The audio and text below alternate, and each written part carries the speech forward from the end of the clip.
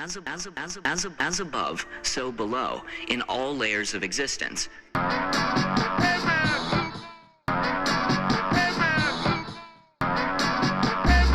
Yeah, so this is what I meant when I said, wanted to get you ready for something. Wanted to get you ready for something. So it took, what I got, probably about 3,000 songs on the page, 3,000 or better, maybe. Let's say 4,100 and something videos. So how many of those are songs versus lessons? Probably,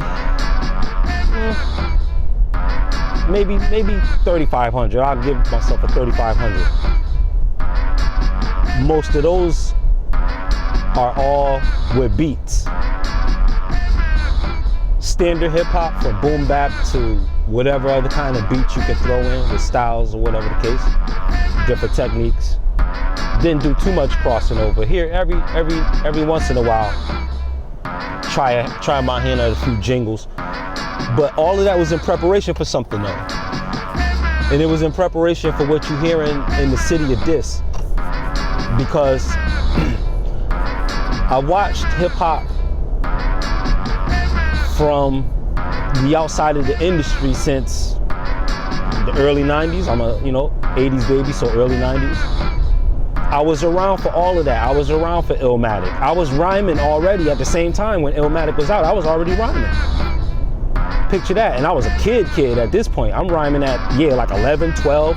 I'm battling dudes that's 15, 16, 17. At like 11 and 12, I was that nice then.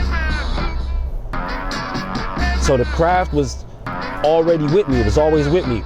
And then the other part is, now we're dealing with all original artwork now, because I painted all of that. So I'm just like, I'm gonna just do the abstract thing, painting or something, drawing and art, that side of art. I haven't done that since I was like maybe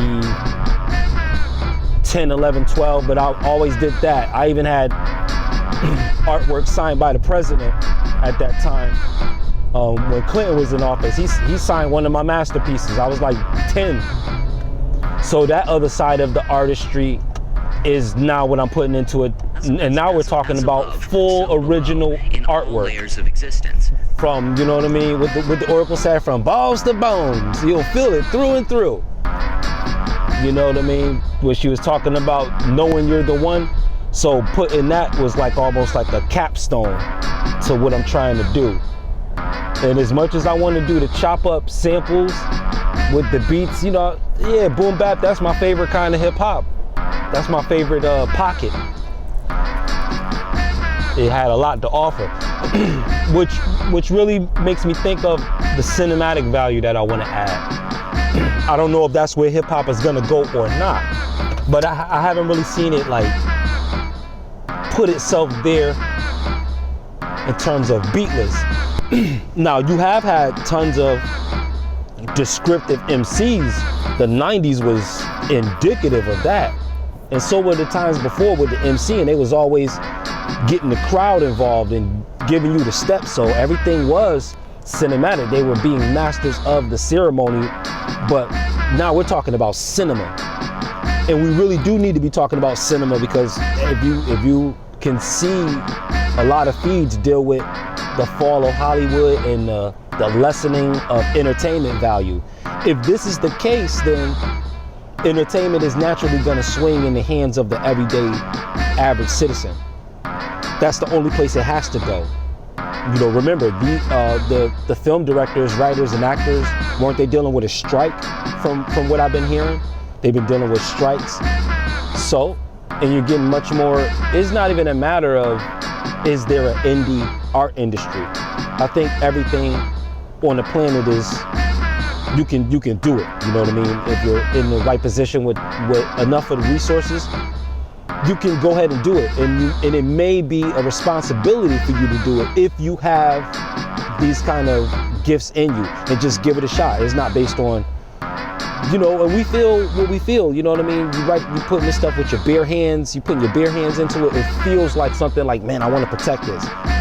You put it out there, and it's all like original like this, or however you do what you do, is protected by what's called a digital copyright.